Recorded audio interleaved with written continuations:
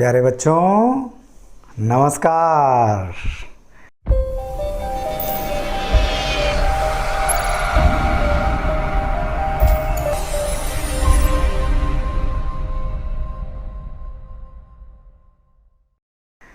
देखिए बच्चों, पिछले वीडियो में हमने इलेक्ट्रिक डायपोल के कारण एक्सियल और इक्वेटोरियल में इंटेंसिटी ऑफ इलेक्ट्रिक फील्ड या इलेक्ट्रिक फील्ड को कैलकुलेट किया।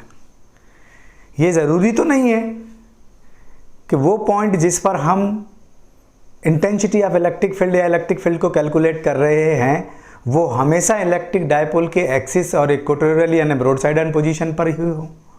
रैंडमली किसी और जगह पे भी तो हो सकता है। या यूँ कहें कि इलेक्ट्रिक डायपोल मोमेंट से या इलेक्ट्रिक डायपोल से कुछ एंगल बनाते हुए भी हो सकता है कोई पॉइंट जिस पर हम इलेक्ट्रिक फील्ड को कैलकुलेट करना चाहें।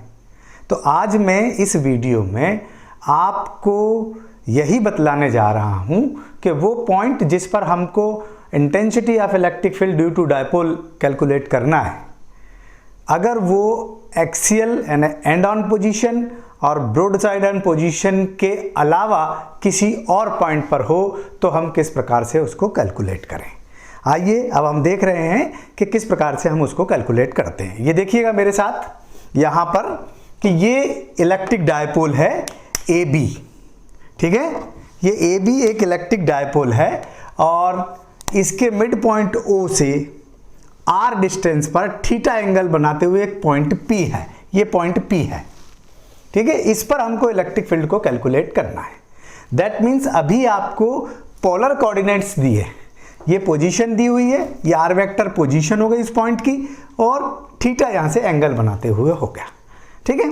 अब एक मिनट के लिए मैं थोड़ा सा बताना चाहूँगा, तब उस बात को आगे लेकर के चलूँ कि ये मान लीजिए आपका इलेक्ट्रिक डायपोल मोमेंट काम कर रहा है, ये P।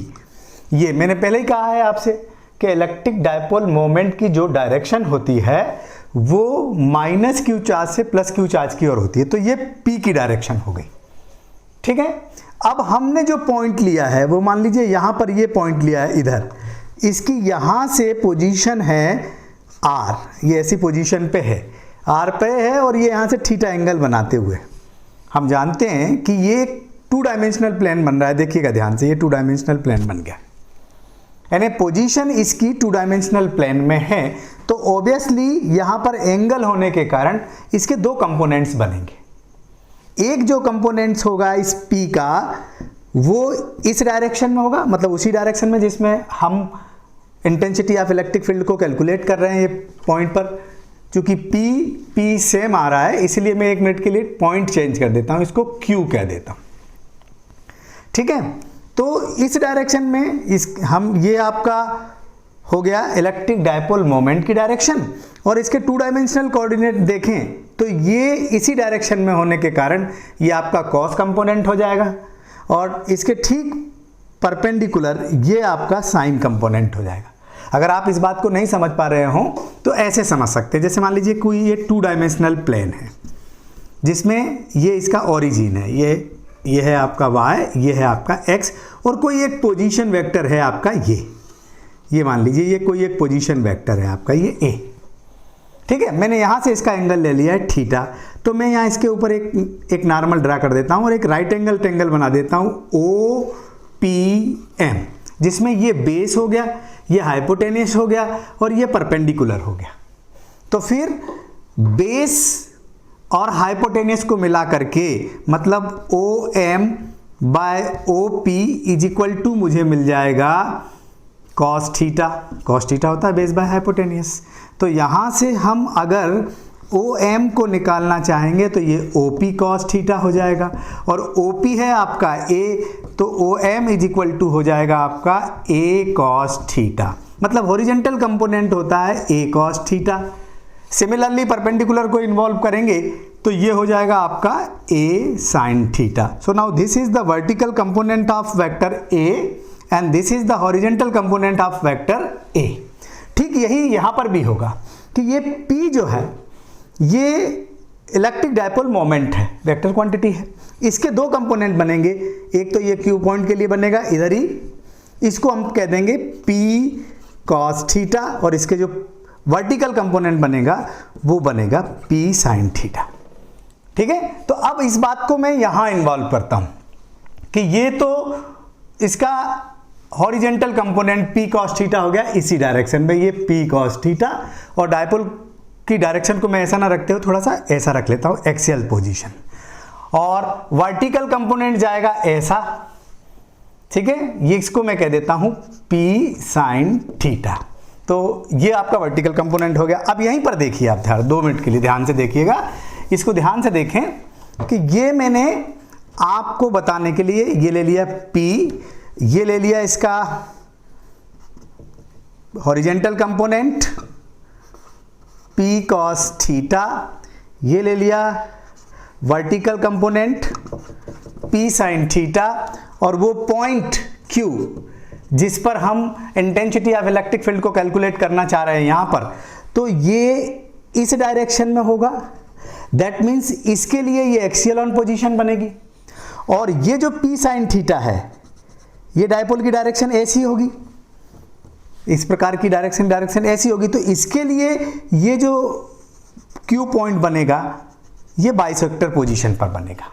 मतलब p sin थीटा के कारण यहाँ जो इलेक्ट्रिक फील्ड देखा जाएगा वो इक्वेटोरियल पोजीशन में या ब्रॉड साइड ऑन पोजीशन में देखा जाएगा, और इसके लिए यहाँ पर अगर हम यहाँ पर इलेक्ट्रिक फील्ड देखेंगे तो ये आपका एक्सियल पोजीशन में देखा जाएगा।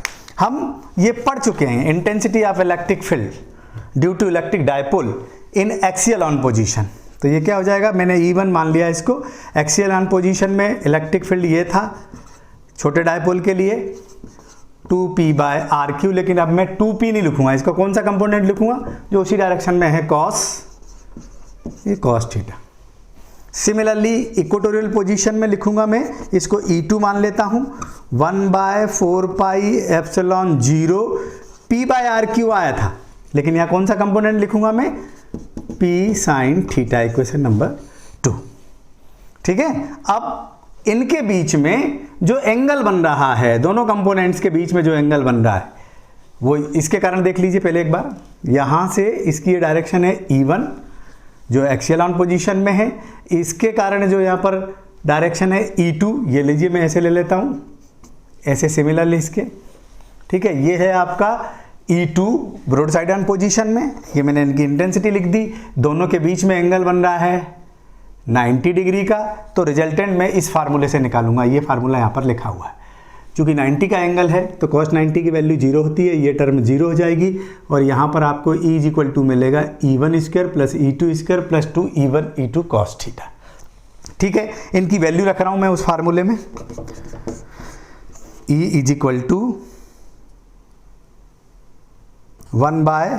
E1 की जगह 1/4πε0 2p cos theta by RQ, ठीक है, स्क्वायर कर दिया, 1/4πε0 p sin theta by RQ, इसका भी स्क्वायर कर दिया। देखिएगा क्या क्या कॉमन आ रहा है, 1/4πε0 p बाय RQ कॉमन आ रहा है, रूट के अंदर क्या रहेगा, देखो ये 2 हैं इसलिए एक बाहर आ जाएगा, ठीक, ये RQ भी है, ये 2 हैं तो एक बाहर आ जाएगा, यहाँ बचेगा आपका 2 cos स्क्वायर थीटा प्लस यहाँ बचेगा साइन स्क्वायर थीटा, तो ये हो जाएगा p/4πε0 RQ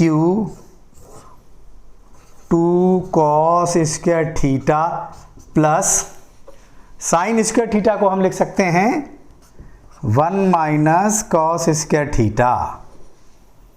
ठीक है, तो देखिएगा जी, सॉरी यहाँ 4 आएगा क्योंकि इसका स्क्वायर करेंगे 2 का, तो 4 cos स्क्वायर थीटा, तो ये 4 स्क्वायर cos थीटा। ठीक, चलिए एक माइनस कर दें 4 में से, 3 बचेंगे, तो E = p/4πε0 RQ 3 cos square theta plus 1। इस फार्मूले से हम इस पर्टिकुलर पॉइंट पर रिजल्टेंट इलेक्ट्रिक फील्ड का मैग्नीट्यूड कैलकुलेट कर लेंगे कि किसी और पॉइंट पर होगा तो किस प्रकार से इसको कैलकुलेट किया जाएगा, और रिजल्टेंट के साथ इसकी क्या डायरेक्शन बन रही है। ये डायरेक्शन बताने के लिए आप लोग जानते हैं, हम पहले बता चुके हैं आपको, डायरेक्शन का पता लगाने के लिए डायरेक्शन ऑफ रिजल्टेंट वेक्टर या डायरेक्शन लिख दूं मैं यहाँ पर, तो डायरेक्शन के लिए हम टेन थीटा का इस्तेमाल करते हैं। मैंने यहाँ अल्फा ले लिया है, so ten alpha is equal to, इस ट्रेंगल में देखिए आप, इसमें ये हो गया बेस, ये हो गया परपेंडिकुलर, ये हो गया हाइपोटेनियस, ठीक है। तो इसको रिजल्टेंट को ये डायरेक्शन E2 के लिए है, ये E1, तो ये हो जाएगा E2 बाय E1, वैल्यू रख दीजिए। E2 है 1/4πε0 P sign theta bye R Q, ये लिखा है यहाँ पर, ठीक है। E2 की वैल्यू, E1 की वैल्यू ये लिखी है 1/4πε0 2P cos theta by R Q. देखो R क्यू से R क्यू कैंसिल हो रहा है, 1/4πε से 1/4πε0 कैंसिल हो रहा है, P से P कैंसिल हो रहा है, तो आपको मिल रहा है tan alpha is equal to 1/2 tan theta, sine theta by cos theta होता है टेन थीटा, ठीक है। तो टेन अल्फा, अगर हम अल्फा निकालना चाहें केवल, अल्फा इज इक्वल टू हो जाएगा टेन, ये नीचे जाके इन्वर्स 1/2 टेन थीटा, ये इक्वेशन नंबर हो गई आपकी। इसको दे देता हूँ मैं 3, इसको दे देता हूँ 4, तो इक्वेशन 3 इस पॉइंट पर मैग्नीट्यूड बताता है इलेक्ट्रिक फील्ड का कि कितना इलेक्ट्रिक फील्ड काम कर रहा है, और इससे रिजल्टेंट के साथ उसकी क्या डायरेक्शन बन रही है वो डायरेक्शन पता चल जाती है। जो डायरेक्शन अभी फिलहाल यहाँ पर बन रही है Q से, यहाँ मैं लिख देता हूँ मान लीजिए 1 मिनट के लिए R, तो QR डायरेक्शन रिजल्टेंट की बन रही है इस E1 वाले कंपोनेंट से, तो वो अपन इस प्रकार से कैलकुलेट कर लेते हैं, है ना। अब बाकी बात बताएंगे आपको अगले वीडियो में।